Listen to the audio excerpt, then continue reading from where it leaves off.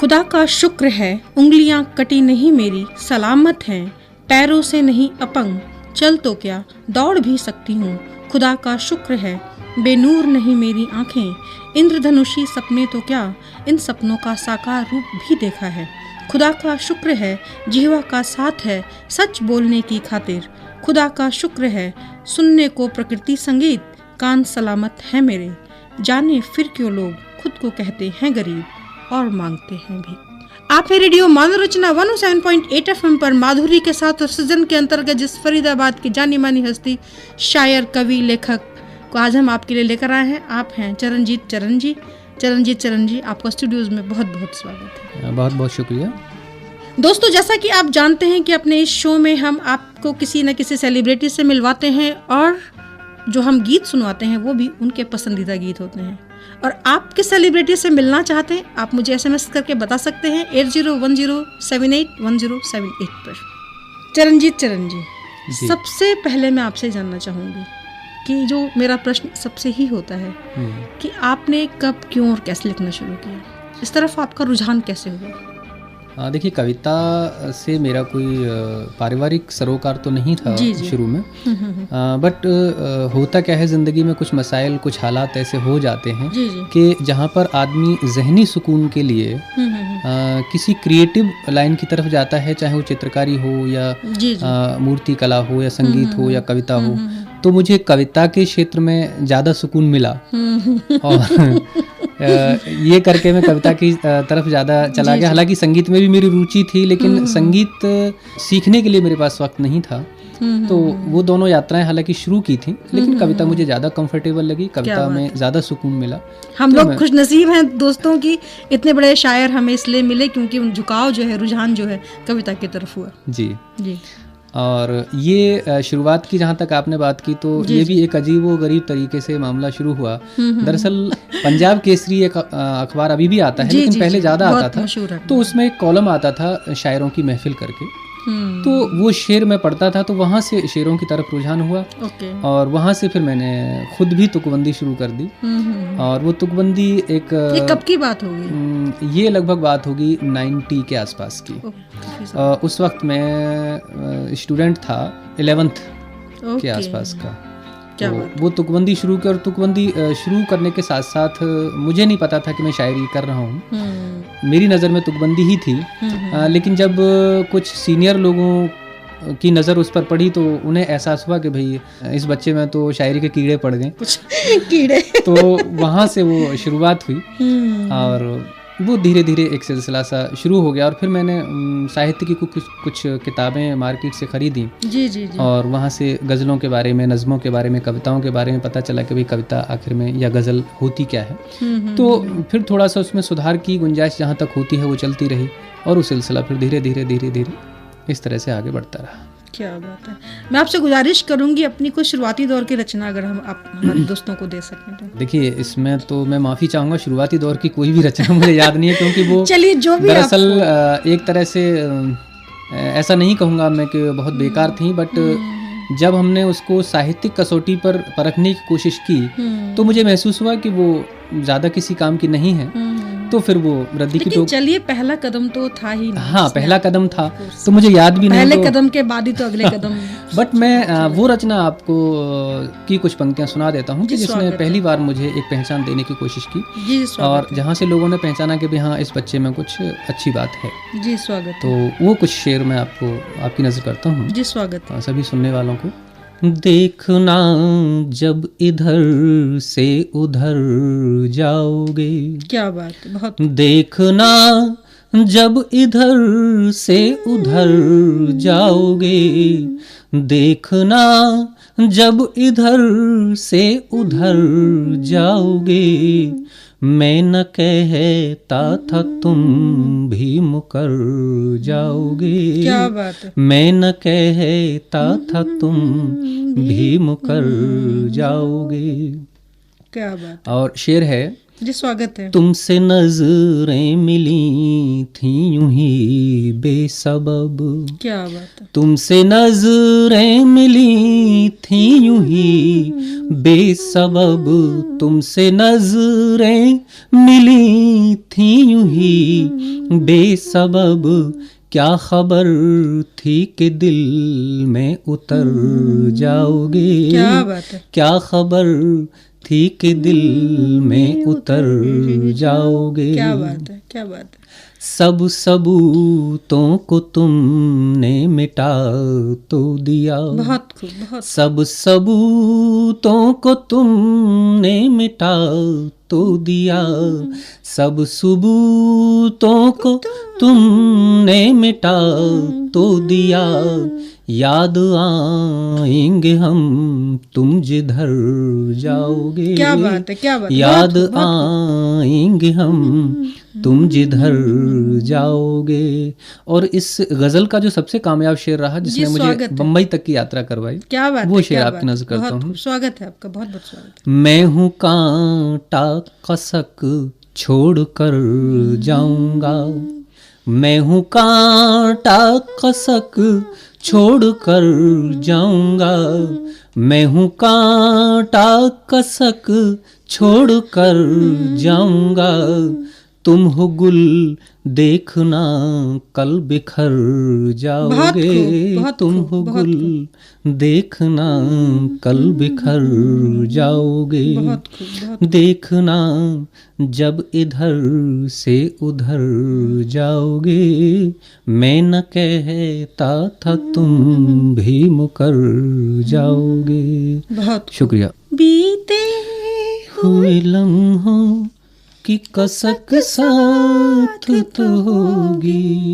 बीते हुए लम्हों की कसक साथ तो होगी। बीते हुए लम्हों की कसक साथ तो होगी। ख्वाबों ही में हो चाहे मुलाकात तो होगी। बीते हुए लम्हों की कसक साथ तो होगी। ख्वाबों ही में हो चाहे मुलाकात तो होगी। बीते हुए लम्हों की कसक साथ तो होगी।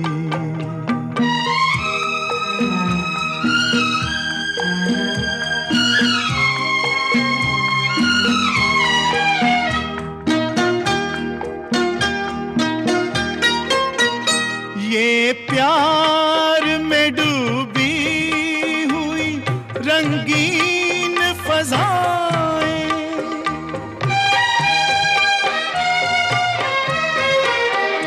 ये प्यार में डूबी हुई रंगीन फज़ाएं, ये चेहरे, ये नजरें, ये जवां रुत, ये हवाएं, हम जाएं कहीं इनकी महक साथ तो होगी। हम जाएं कहीं इनकी महक साथ तो होगी।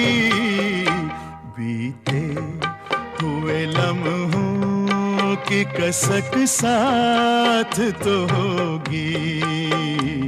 ख्वाबों ही में हो चाहे मुलाकात तो होगी।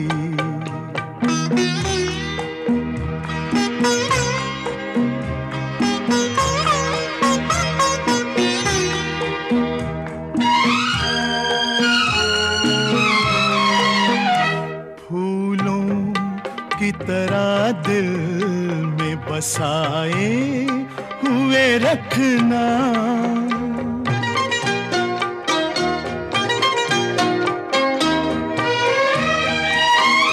फूलों की तरह दिल में बसाए हुए रखना, यादों के चरागों को जलाए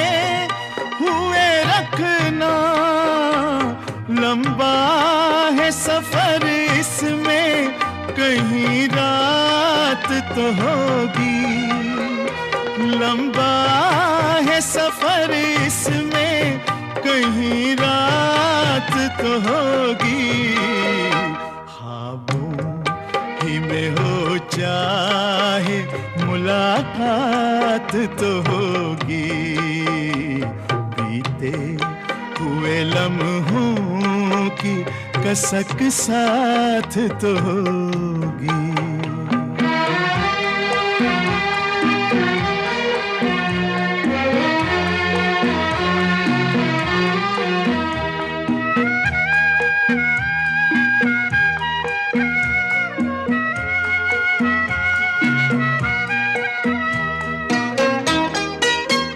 ये साथ गुजारे हुए लम्हात की दौलत,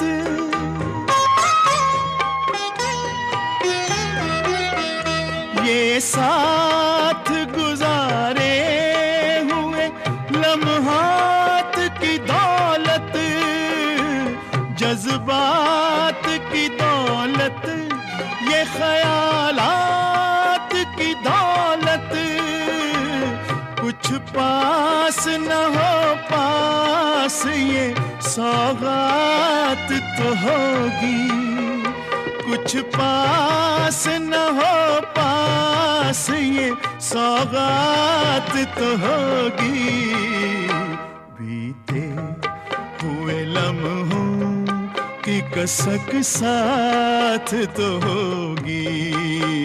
ख्वाबों ही में हो चाहे मुलाकात तो होगी, बीते हुए लम्हों की कसक साथ तो होगी, बीते हुए लम्हों की कसक साथ तो होगी।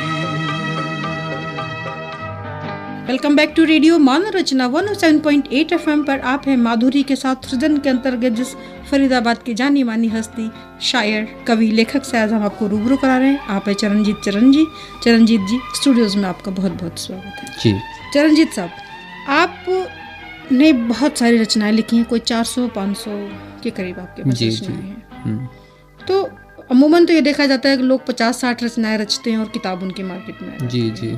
तो मैं आपसे जानना चाहती हूँ कि ऐसा क्या है कि आपने आज तक अपनी किताब श्रोताओं को नहीं दी, पाठकों को नहीं दी, ऐसा क्या बात है? देखिए, इसमें हुआ क्या कि मैं कविता के क्षेत्र में केवल भावनाओं की या अभिव्यक्ति तक सीमित नहीं रहना चाहता था। जी जी। ऐसा नहीं था कि मेरे जहन में कोई विचार था और उसको कविता की शक्ल में उतारा और यहाँ जाके बात ख़त्म हो गई। एक स्टेज पर जाके मुझे महसूस हुआ कि कविता को अगर आप चाहो तो एक प्रोफेशनल स्तर पर लेके जा सकते हो। जी जी। क्योंकि देश में मशायरे होते हैं, कवि सम्मेलन होते हैं और वहाँ पर कविता एक प्रोफेशनल तरीके से सुनाई जाती है और लोग बड़े मन से सुनते हैं। जी जी। तो मैं अपनी कविता को, अपने सृजन को उस स्तर तक लेके जाना चाहता था और उसके लिए बहुत ज़रूरी था कि मैं उसकी जो ग्रामेटिकल जो स्टेज थी कविता की, जो ग्रामेटिकल एक बेस था कविता का, उसको मैं साथ लेके चलता और कविता की जितनी भी उसके कविता का जो बेस है, कविता की जो बुनियाद है, उसको साध के चलता। तो उसके लिए फिर मैंने उस्तादों की तलाश शुरू की और उसमें 2-3 नाम आए, जिसमें फरीदाबाद से एक बहुत ही कामयाब हमारे बीच में हैं राजेश खुशदिल जी। उनका नाम मैं आज भी बड़े सम्मान से लेता हूँ कि उनसे शुरुआती दौर में बहुत कुछ मुझे सीखने को मिला गज़ल के क्षेत्र में। और उसके बाद बीच में कुछ काफ़ी गैप मतलब बना रहा, जहाँ मुझे लगा कि शायद मुझे और एक बड़े उस्ताद की ज़रूरत है। वो 2-3 साल तक तलाश चलती रही और उसके पश्चात मेरे जो आज वर्तमान में जो मेरे उस्ताद हैं आदरणीय सर्वेश चंदोसवी जी, तो उनसे लगभग पिछले 5 साल से मैं जुड़ा हुआ हूँ और कविता की जो बारीकियाँ हैं उनको विधिवत रूप से सीख रहा हूँ वहाँ से। चाहे वो लेखन के स्तर पे हो, चाहे प्रेजेंटेशन के स्तर पे हो, वो मामला चल रहा है। और अब मुझे लगा कि हाँ, अब किताब लाई जा सकती है। अच्छा, अब आपको लग जी, तो अब मेरी एक्चुअली मैं ये सोच के डर गई, मैंने पिछले दिनों किसी शायर के मुंह से ये सुना कि आप लोग, मैं बुकिंग वाला कवि हूँ और अब बुक वाले कवि हैं। मुझे लगा कि आपका इशारा उस तरफ चल रहा है कि आप बुक वाले कवि हो और मैं बुकिंग वाला हूँ। तो थैंक गॉड कि आपने कहा तो सही कि मेरी किताब अब आएगी। सोच हाँ, उसमें मैं भी ये कह सकता हूँ कि हाँ मैं भी बुकिंग वाला हूँ, लेकिन किताब की तरफ इसलिए आना पड़ा कि जब कार्यक्रमों में हम जाते हैं तो वहाँ पर लोग किताब की डिमांड करने लगे कि भाई कोई रचना हमने सुनाई और वो उनको पसंद आई तो कहते हैं कि साहब ये रचना कहाँ उपलब्ध हो सकती है। तो फिर एक किताब की ज़रूरत महसूस हुई।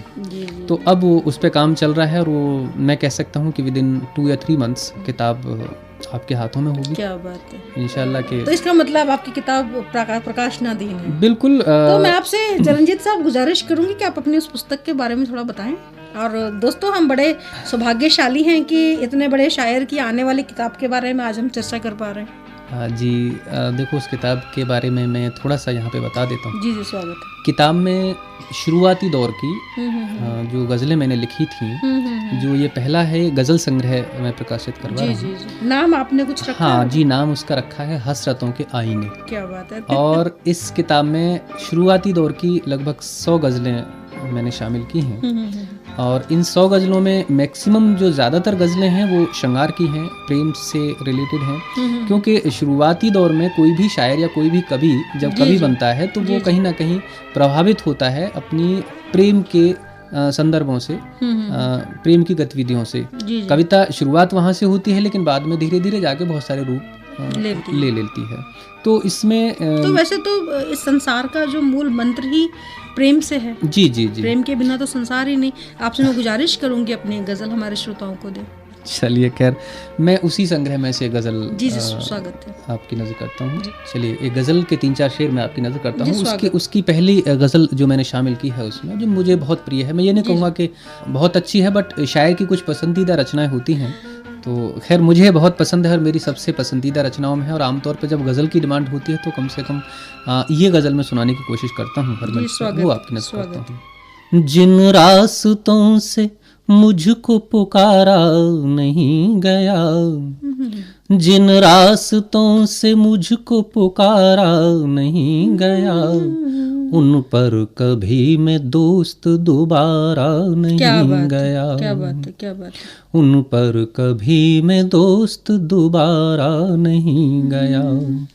सागर की सिमत बढ़ती रही उम्र भर नदी, सागर की सिमत बढ़ती रही उम्र भर नदी, सागर की सिमत बढ़ती रही उम्र भर नदी।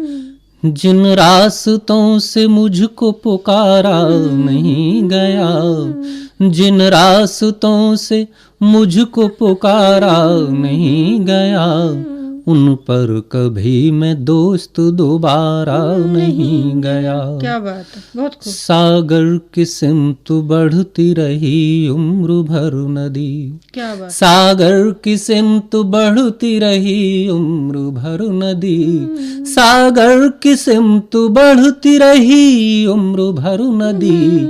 लहरों के साथ कोई किनारा नहीं गया। क्या बात है। लहरों के साथ कोई किनारा नहीं गया, जिन रास्तों से मुझको पुकारा नहीं गया। और इस गज़ल का जो सबसे कामयाब और खूबसूरत शेर और जिस शेर ने मुझे मंचों पे बहुत ऊंचे स्तर तक पहचान दिलाई, वो शेर आपकी नजर करता हूँ। स्वागत। देखा था मुस्कुरा के मुझे उसने पहली बार, क्या बात। देखा था मुस्कुरा के मुझे उसने पहली बार, मुझे उसने पहली बार। देखा था मुस्कुरा के मुझे उसने पहली बार, नजरों से आज तक वो नजारा नहीं गया। क्या बात है, क्या बात। नजरों से आज तक वो नजारा नहीं गया, जिन रास्तों से मुझको पुकारा नहीं गया। हमने देखी है इन आँखों की महकती खुशबू, हाथ से छू के इसे रिश्तों का इल्जाम न दो। हमने देखी है उन आँखों की महकती खुशबू, हाथ से छू के इसे रिश्तों का इल्जाम न दो। सिर्फ एहसास है ये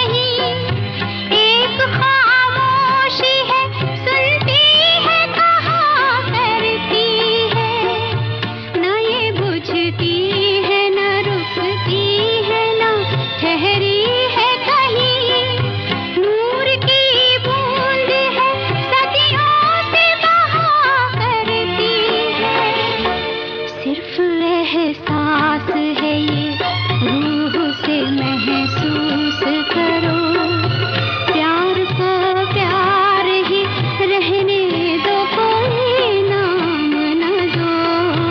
हमने देखी है उन आँखों की महकती खुशबू, हाथ से छू के इसे रिश्तों का इल्जाम न दो, हमने देखी है।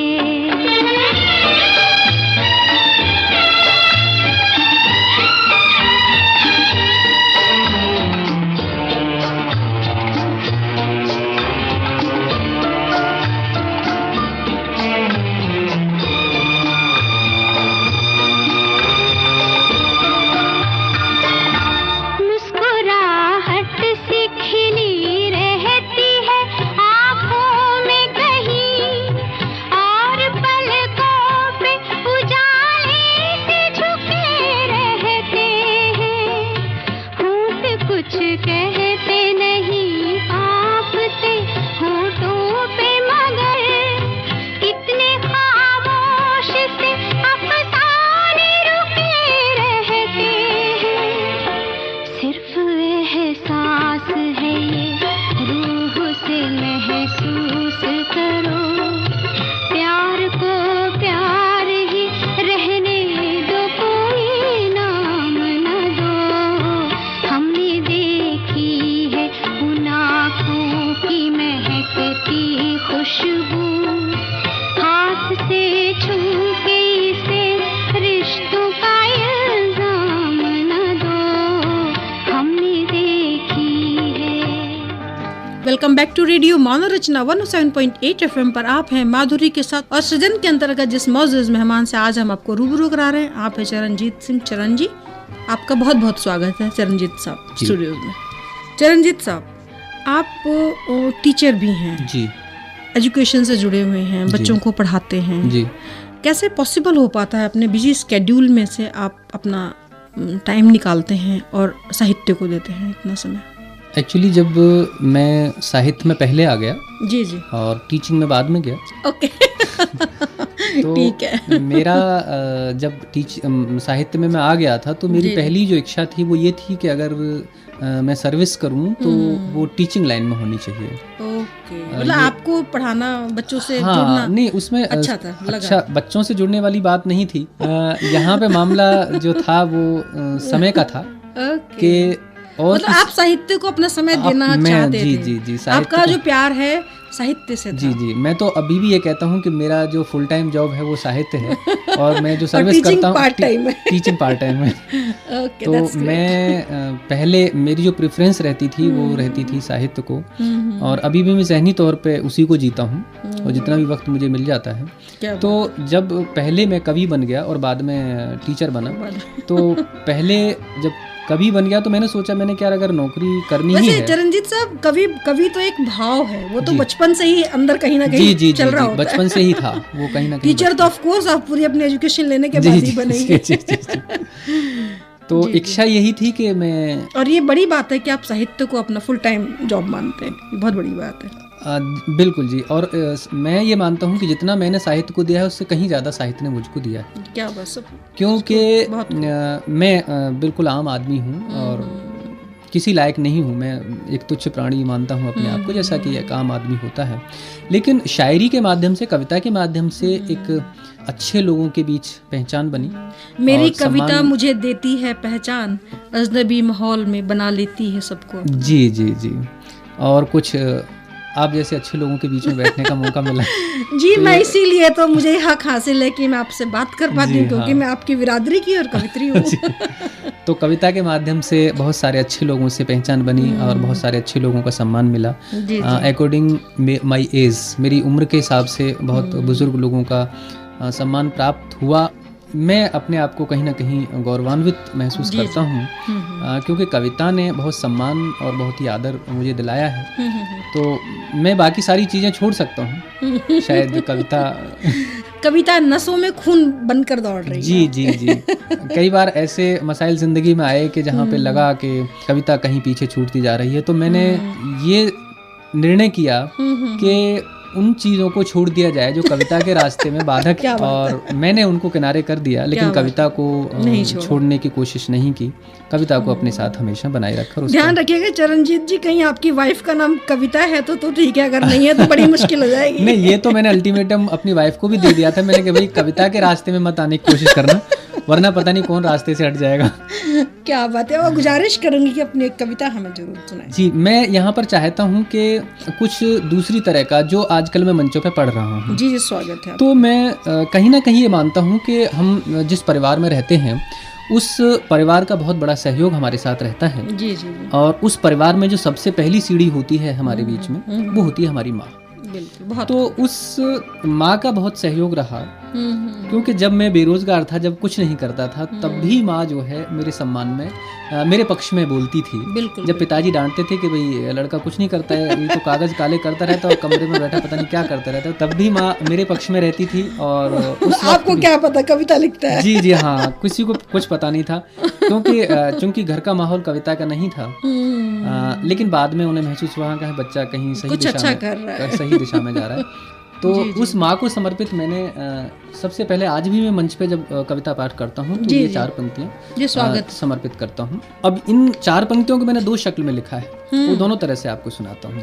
एक मुक्तक की शक्ल में है कि सिखाती है जो बचपन में वही सच मान लेते हैं, सिखाती है जो बचपन में वही सच मान लेते हैं, जवां होते ही दुनिया की हकीकत जान लेते हैं। और परिंदे के हों या इंसान के बच्चे सुना है माँ, परिंदे के हों या इंसान के बच्चे सुना है माँ, तेरी बस एक आहट से तुझे पहचान लेते हैं। क्या बात है, बहुत खूब। और इन्हीं पंक्तियों को फिर मैंने दूसरी शक्ल में लिखा। कामयाब जब इंसान होता है तो उसके पीछे कहा जाता है कि भाई एक औरत का हाथ होता है। जी। लेकिन मैं इस बात को दूसरी तरीके से कहता हूँ कि जिस कामयाब आदमी के पीछे पहली औरत का हाथ होता है वो उसकी माँ होती है।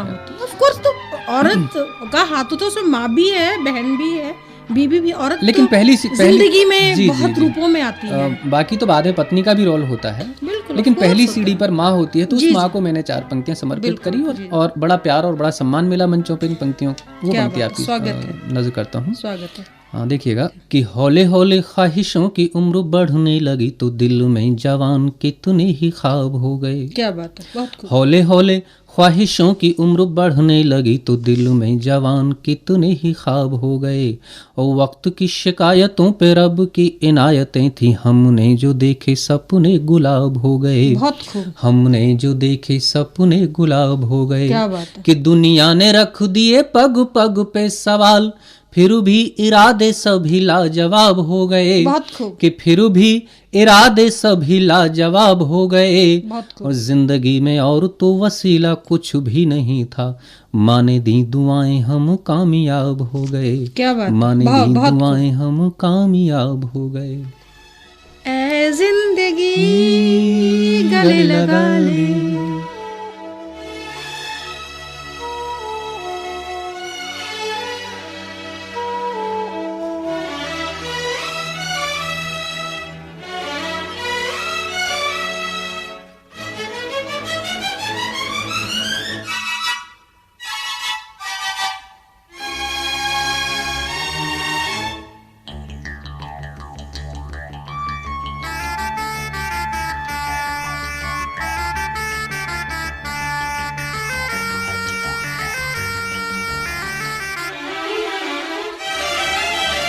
है जिंदगी गले लगा ले, है जिंदगी गले लगा ले।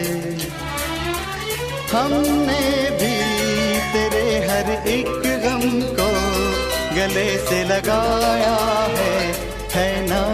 है जिंदगी गले लगा ले, है जिंदगी।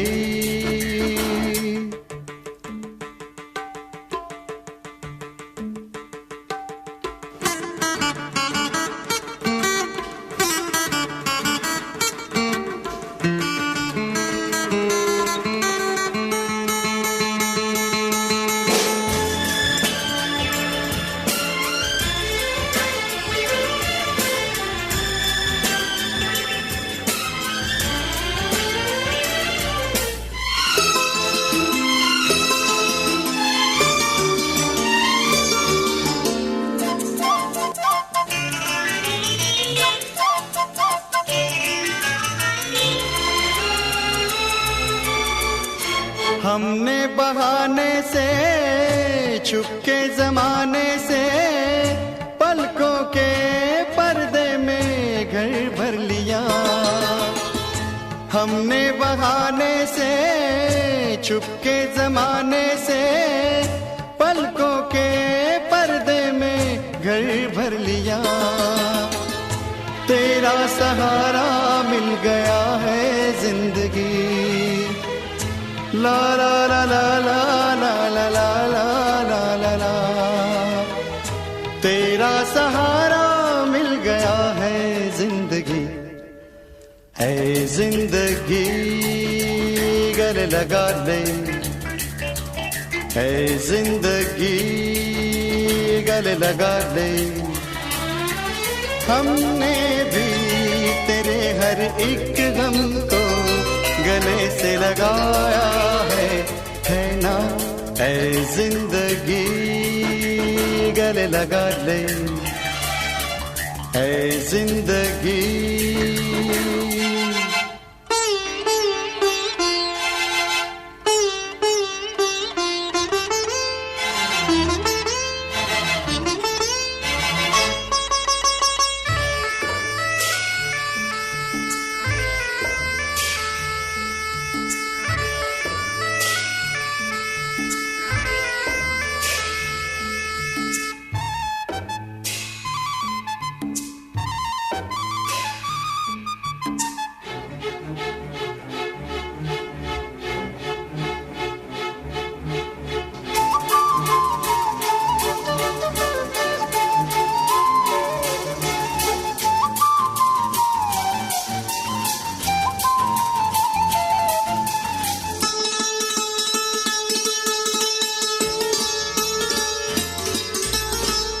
छोटा सा साया था, आंखों में आया था, हमने दो बूंदों से मन भर लिया। छोटा सा साया था, आंखों में आया था, हमने दो बूंदों से मन भर लिया। हमको किनारा मिल गया है जिंदगी, ला ला ला ला ला ला ला ला ला ला ला। हमको किनारा मिल गया है जिंदगी, है जिंदगी गले लगा ले, है जिंदगी गले लगा ले। ला ला ला ला ला ला ला ला ला ला ला ला ला ला। है ना, है जिंदगी गले लगा ले, गले लगा ले, गले लगा ले, ओ गले लगा ले। Welcome back to radio Manav Rachna 107.8 FM पर आप हैं माधुरी के साथ, और सृजन के अंतर्गत जिस मौजूद मेहमान शायर, लेखक, कवि, एजुकेशनिस्ट और भी बहुत कुछ हम बताएंगे आज आपको। चरण जी से आज हम आपकी मुलाकात करा रहे हैं। चरण जी स्टूडियोज में आपका बहुत बहुत फिर से स्वागत है। जी शुक्रिया। चरणजीत जी, आपसे मैं आगे ये जानना चाहती हूँ कि मैंने सुना है कि आपने किसी फिल्म में भी आपको आपकी रचनाओं को जगह मिली है। जी, एक इत्तेफाक रहा। जी जी जी। दिल्ली में जब शुरुआती दौर में जुड़ा हुआ था कुछ लोगों से, दिल्ली में जा रहा था, क्योंकि कर्म भूमि, चूंकि हम फरीदाबाद में रहते हैं तो जाहिर है कि जो कविता के क्षेत्र की कर्म भूमि थी वो दिल्ली रही। तो दिल्ली में किसी मित्र ने मेरी मुलाकात, यहाँ पर एक गायिका रहती थी कविता सेठ, ओके, उनसे मेरी मुलाकात कराई और उन्होंने जब मुझे सुना तो उन्हें कुछ अच्छा लगा। बाद में वो बॉम्बे शिफ्ट कर गई और अभी कई फिल्मों में उनके गीत आए, जैसे वादा है, और अभी एक लेटेस्ट आई थी वेकअप सिड, जिसके लिए उन्हें फिल्म फेयर अवार्ड मिला, रणबीर कपूर। जी जी जी जी, इसके लिए। और अभी राजनीति वगैरह कई फिल्मों में उनके और गीत आ रहे हैं। तो वो जो दिल्ली का जुड़ाव था वो बॉम्बे तक काम आया। अब वो एन चंद्रा के लिए एक फिल्म कर रही थी, गाना गा रही थी, तो एन चंद्रा को किसी नए आदमी की तलाश थी जो बिल्कुल नए तरीके से काम कर सके। बिल्कुल डिफरेंट काम था उसमें और बिल्कुल नए तरीके का काम था, तो वो नए आदमी से ही कराना चाहते थे। तो उसके लिए उन्होंने 5-6 लोगों को सेलेक्ट किया था। जी जी। अब उन 5-6 लोगों में बहुत अच्छे अच्छे शायर थे, तो वो काम दिया गया और उस काम को जो पहली स्टेज का एक गीत उन्होंने लिखवाया था, तो उस गीत, मेरा गीत जो है उनको ज़्यादा प्रभावित लगा, पसंद आया। कौन सी फिल्म? ये मेरा इंडिया, ये मेरे की फिल्म थी। तो उसमें एक गीत था मेरा, और दूसरा क्या था कि उसमें उन्होंने नया प्रयोग ये किया था कि उसमें कुछ कपलेट्स मुक्तक की शक्ल में डाले थे। वो बिल्कुल ऑफ बीट फिल्म थी। और ये मेरा इंडिया, ये मेरा इंडिया। कौन तो, उसमें एक्टर्स कौन है? उसमें एक्टर्स हैं परवीन डब्बास एक नाम है, और अनुपम खेर हैं। Okay, that's great. वैसे तो खैर कई बड़े बड़े नाम भी हैं। कोई वैसे मेन लीड का जो हीरो आजकल चलते हैं उस तरह के नहीं थे, तो वो काम भी एक तरह से ऑफ बीट ही था, क्योंकि उनको जो शेर मेरे डाले गए थे वो गानों को जहाँ पे गाने डालने चाहिए थे वहाँ पे शेर डाले गए थे। जो मेरे शेर थे, कपलेट्स थे, उन्होंने वो काम किया।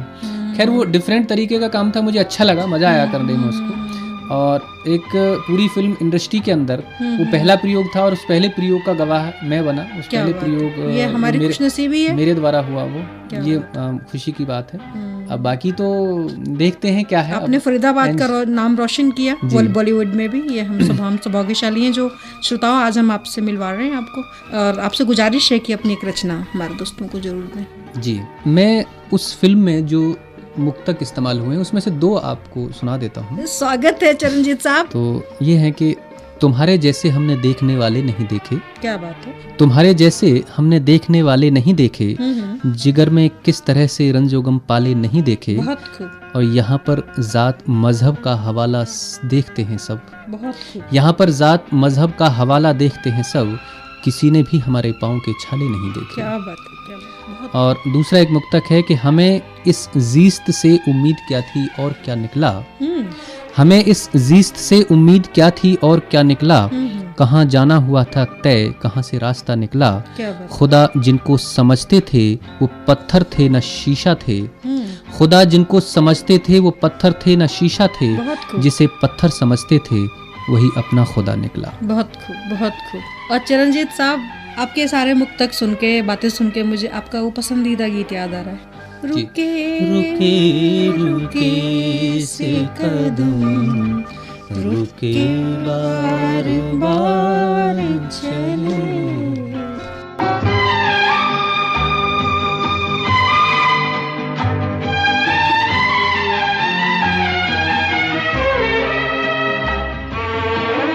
रुके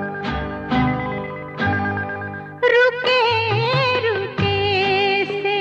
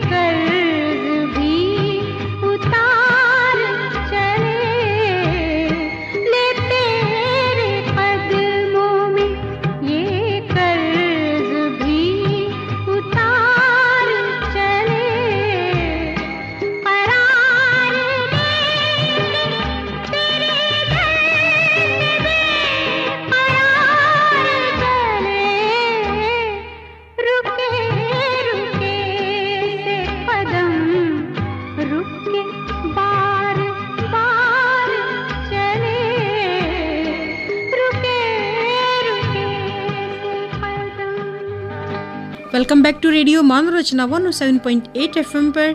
आप हैं माधुरी के साथ और सृजन के अंतर्गत जिस मौजूद मेहमान से आज हम आपको रूबरू करा रहे हैं, आप है चरणजीत चरण साहब। आप स्टूडियो में आपका बहुत बहुत स्वागत है। शुक्रिया।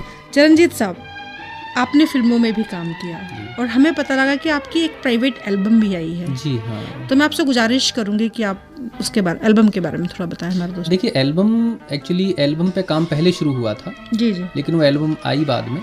ओके। और उस एल्बम में मेरा एक ही गाना मतलब फिल्म से पहले एल्बम पे हाँ, काम शुरू जी हुआ जी, वो और आई बाद में आई, हाँ, फिल्म से बाद में आई वो, क्योंकि वो एल्बम भी कविता सेठ की ही थी।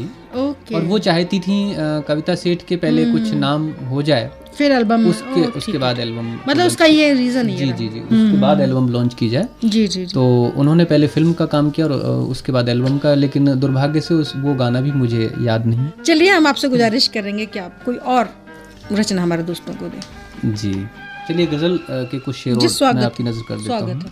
कम बख्त मेरी एक न माना बदल गया, क्या बात है। कम बख्त मेरी एक न माना बदल गया, पल भर में मेरा दोस्त पुराना बदल गया। बहुत खूब, बहुत खूब, बहुत खूब।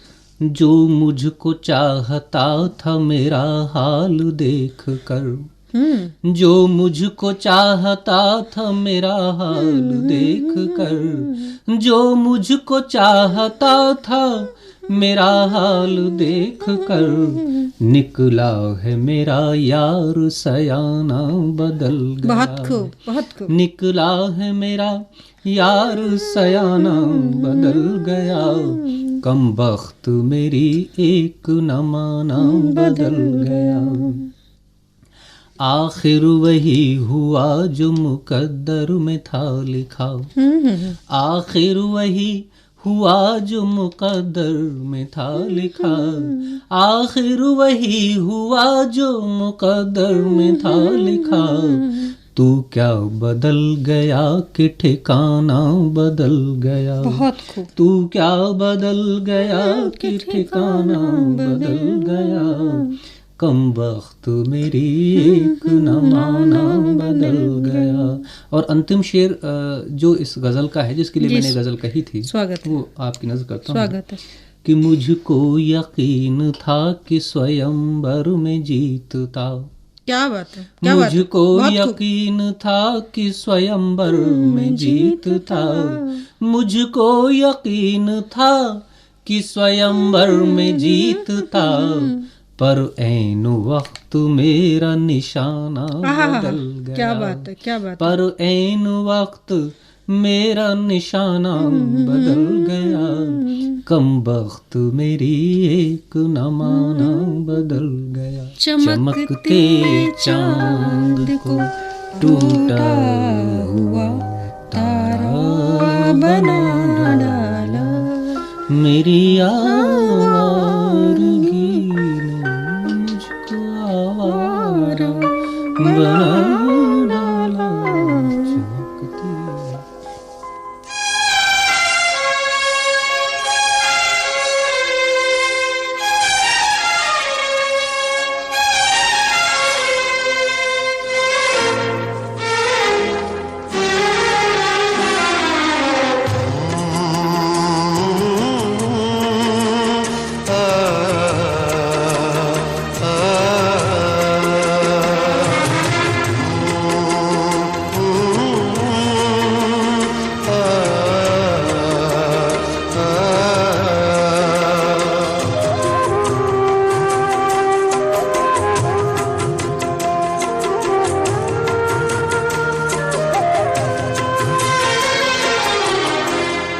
चमकते चांद को,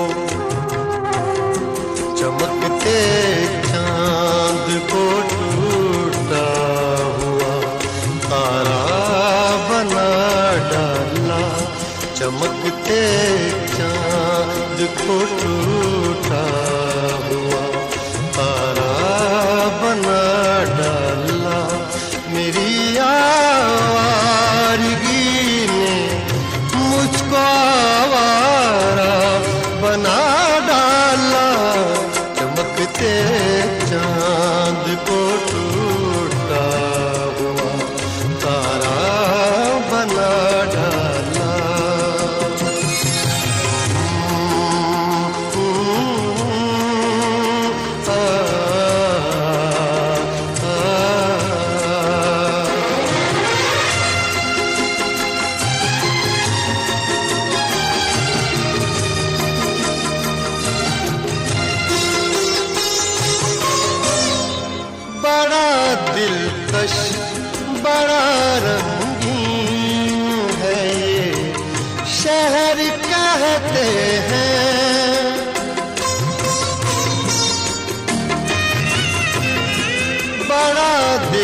दिलकश बड़ा रंगीन है ये शहर कहते हैं यहाँ पर है हजारों घर, घरों में लोग रहते हैं। मुझे इस शहर ने गलियों का बंजारा बना डाला, चमकते चांद को टूटा हुआ तारा बना डाला।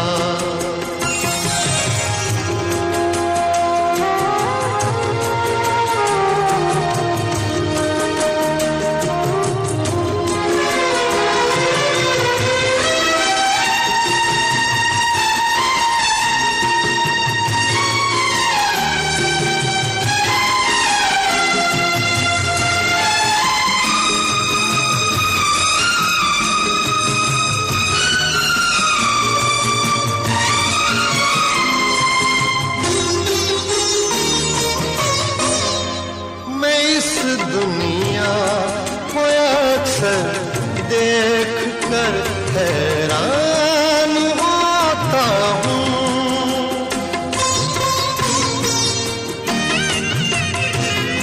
मैं इस दुनिया को अक्सर देख कर हैरान होता हूँ। न मुझसे बन सका छोटा सा हर दिन रात रोता हूँ। खुदाया तूने कैसे ये जहां सारा बना डाला, चमकते चांद को टूटा हुआ तारा बना डाला।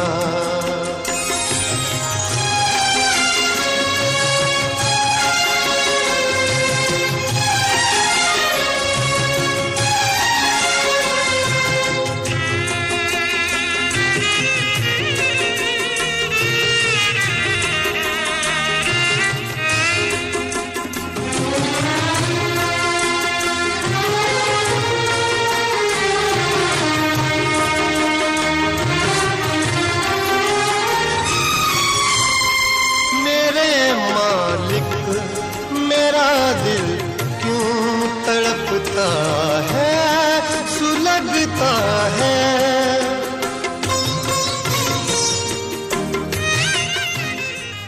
Welcome back to radio Manav Rachna 107.8 FM पर आप हैं माधुरी के साथ। और सृजन के अंतर्गत जिस मौजूद मेहमान से साहित्यकार, लेखक, कवि, शायर से आज हम आपको रूबरू करा रहे हैं, आप है चरणजीत साहब। स्टूडियोज में आपका बहुत बहुत स्वागत है।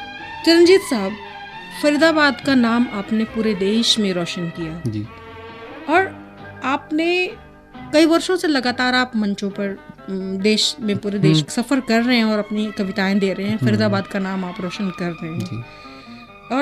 और बाद में आपने जो अवार्ड्स, जो कंपटीशन में पार्टिसिपेट जो आप करते रहे और आपको अवार्ड्स मिलते रहे कविता के क्षेत्र में जी।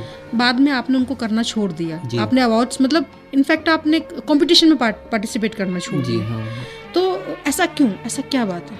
नहीं, वो तो एक्चुअली एक उम्र का दौर था ना। कंपटीशन हम करते हैं तो उस वक्त उम्र उस तरह की थी, कोई कंपटीशनों की जरूरत थी और वहाँ हमें अपने आप को प्रूफ करना था कि भाई हम जो लिख रहे हैं, जो हमारी एज का एक ग्रुप उस वक्त काम कर रहा था, तो उसमें कहीं अपने आप को बेहतर साबित करना था और दिखाना था कि इस ग्रुप में जितने भी लोग हैं मैं उनसे कहीं ना कहीं अलग खड़ा होता हूँ। तो वो उस वक्त की डिमांड थी, उस वक्त की ज़रूरत थी कि हाँ भाई, मान ली 1000 लोग कविता कर रहे हैं तो उन 1000 लोगों में आप कहाँ खड़े होते हैं। अगर मुझे वो बात याद आ रही है आपकी ये बात सुनकर कि लता मंगेशकर जी ने जब काफ़ी उनका नाम आ गया और बाद में पहले वो अवार्ड्स लेती रही, बाद में उन्होंने अवार्ड्स लेने से मना कर दिया क्योंकि वो यही चाहती थी कि वो अवार्ड्स की जो जगह है आने वाली नस्ल के लिए वो जगह को छोड़ दिया जाए। शायद ऐसा ही कुछ आपका विचार था। दरअसल देखिए, अब अवार्ड वाला जो सिस्टम है वो जो अवार्ड मुझे मिल रहे थे वो एक युवा वर्ग को ध्यान में रखकर वो अवार्ड रखे गए थे। और उस वक्त मैं चूंकि एक कॉलेज का स्टूडेंट था तो जाहिर है कि मैं वहाँ पार्टिसिपेट करता था और वो अवार्ड्स में मैंने वो अवार्ड्स जीते। लेकिन उसके बाद फिर मुझे खुद महसूस होने लगा कि यार मैं कहीं दूसरी जगह पे खड़ा होता हूँ तो अब उन बच्चों से क्या कंपटीशन उनको मौका मिलना चाहिए, उनको मौका मिलना चाहिए। जी, बहुत खूबसूरत। तो उसके बाद फिर क्योंकि रचना में भी एक क्वालिटी धीरे धीरे पैदा हो रही थी और मंचों पे धीरे धीरे मैं जगह बना रहा था। हालांकि मैं ऐसा नहीं कहूँगा कि मैं बहुत कामयाब हुआ। ये जो कामयाबी की यात्रा है लगभग पिछले 2 साल से शुरू हुई है और इस बीच में जो बहुत लंबी और अच्छे स्तर की यात्राएं हुई। तो अगर आप कविता के सफ़र को अगर अच्छी कामयाबी के स्तर पे ले जाने की बात अगर कहेंगे तो मैं कहूँगा कि ये पिछले करीब 2-2.5 साल से ज़्यादा हो पाया है। उससे पहले जो था वो स्ट्रगल का पीरियड था, अपने आप को प्रूव करने का पीरियड था। जी जी। तो जो आपने अवार्ड्स की और या प्रतियोगिताओं की बात करी तो वो तो करीब 7-8 साल पहले लगभग 2001-2 में वो ख़त्म हो गया था। 2003 के बाद में धीरे धीरे मैं मंचों पे छोटे बड़े कार्यक्रमों में शुरू हो गया था और वो 5-6 साल तक स्ट्रगल चलता रहा। लेकिन अब पिछले करीब 2-2.5 साल से फिर वो सिलसिला जो है अनवरत अच्छे मंचों पर अच्छे लोगों के साथ में शुरू हो। चरणजीत साहब, आप इतने भी यंग हैं जी और इतनी यंग एज में आपने इतना सारा काम किया, इतना सारा नाम किया अपना फरीदाबाद का, इतने सारे अवार्ड्स लिए और मंचों पर आप लगातार पूरे देश में आपका दौरा जारी है। कैसा लगता है इतना सारा अचीव करके, इतना सारा प्राप्त करके, कैसा महसूस होता है? नहीं, ऐसा तो कुछ नहीं है कि मैं कोई बहुत बड़ा सेलिब्रिटी या बहुत बड़ा स्टार बन गया हूँ। नहीं इतना है कि अच्छा लगता है कि जब मुझे आज भी याद है कि जब पहली बार कुछ बच्चे मेरे पास ऑटोग्राफ लेने आए थे। क्या बात है। एक कार्यक्रम में जी। तो मुझे ऑटोग्राफ देना नहीं आता था। मुझे पता नहीं था कि ऑटोग्राफ आखिर होता क्या है, आप कैसे देते हैं। तो अब वो अचानक आ गए मेरे पास के भी ऑटोग्राफ दी। हाँ जी, MP में ग्वालियर का एक कार्यक्रम था और वहाँ पे वो बच्चे आ गए और उन्होंने अपना जो भी था वो कापी मेरे सामने बढ़ा दी कि भाई आप प्लीज़ अपना ऑटोग्राफ दीजिए। तो मैंने कहा यार मतलब मैंने कभी मैं तो कोई स्टार तो हूँ नहीं, मैं क्या ऑटोग्राफ आपको जी, आप बिल्कुल स्टार हैं, आप तो फरीदाबाद के स्टार हैं, आप सुपर स्टार। लेकिन खैर मुझे ये किसी से सुन रखा था कि भाई अपने साइन करने हैं और कुछ वेल विशेस उनको लिख के देनी है। ठीक है जी। तो फिर मैंने वो काम किया और उसके बाद फिर और भी कई कार्यक्रमों में वो सारा सिलसिला चला वहाँ से ऑटोग्राफ का। तो अच्छा तो लगता है, ऐसा नहीं कह सकते कि अच्छा नहीं लगता। जब बहुत सारे लोग आपको पहचानते हैं, प्यार मोहब्बत देते हैं आपको, तो अच्छा महसूस होता है। लेकिन उससे कहीं ना कहीं ज़्यादा इस बात का सुकून रहता है कि हम लोगों के बीच में कुछ अच्छी चीज़ लेके जा रहे हैं। क्योंकि मैं कविता की शक्ल में कोई चुटकुलेबाजी नहीं करता हूँ, कविता की शक्ल में और कुछ बहुत लोगों को मैंने सुना है जी, एक पंक्ति बोलेंगे और एक चुटकुला। लेकिन मैं सिर्फ अपने बारे में ये कह सकता हूँ कि मेरा जब संग्रह आएगा तो वो एक अच्छी शक्ल में आना चाहिए। जी बस मेरी कोशिश ये है। चरणजीत साहब, हम अपने इस सृजन के इस शो के अंतिम दौर में चल रहे हैं। जी और दिल तो नहीं करता कि हम आपके इस दौर को रोकें यहाँ। जी चाहता है कि आपकी रचनाएं बार बार सुनते रहें, लेकिन अब समय का तकाजा है। जी चरणजीत साहब, आपका बहुत बहुत शुक्रिया कि आपने अपने कीमती समय में से समय निकाला और हमारे स्टेशन को दिया। जी, आपका भी बहुत बहुत शुक्रिया कि आपने बुलाया और मुझे वक्त दिया और बहुत सारी जो ज़िंदगी की बातें और बहुत सारे जो ज़िंदगी के भाव उमड़ रहे थे, मैं चाह रहा था कि किसी को सुनाऊं, वो सुनाने का आप मौका दिया। क्योंकि हम मंचों पर जाते हैं तो केवल रचनाओं के सिवाय दूसरी चीज़ नहीं हो पाती है। तो कई बार हम चाहते हैं कि ज़िंदगी के जो बहुत सारे मसाइल गुजर गए हैं उन पर भी कोई जिक्र करे, उन पर भी कोई चर्चा करे, उनको भी कहने का मौका मिले। तो आपने मौका दिया, उसके लिए आपका बहुत बहुत शुक्रिया। दोस्तों, आपके SMS हमें मिल रहे हैं। आज एक SMS में शामिल करना चाहूँगी उमेश भाटी जी का। आप कहते हैं कि आपकी आवाज़, आपके प्रश्न पूछने का अंदाज सबसे जुदा है और इसमें मानव रचना का तड़का सृजन को एक सफल प्रोग्राम बनाता है। उमेश भाटी जी, आपका बहुत बहुत धन्यवाद। आप हमें SMS किया और आपको कैसा लग रहा है ये शो, आप भी हमें बता सकते हैं 8010781078। अगर आप भी कुछ लिखते हैं, अगर आप भी कुछ कहते हैं, आप हमसे संपर्क कर सकते हैं। मेरा वादा है कि हम आपको फरीदाबाद के साहित्य समाज से जरूर रूबरू कराएंगे। सुनते रहिए radio Manav Rachna 107.8 FM। Feel good, feel live.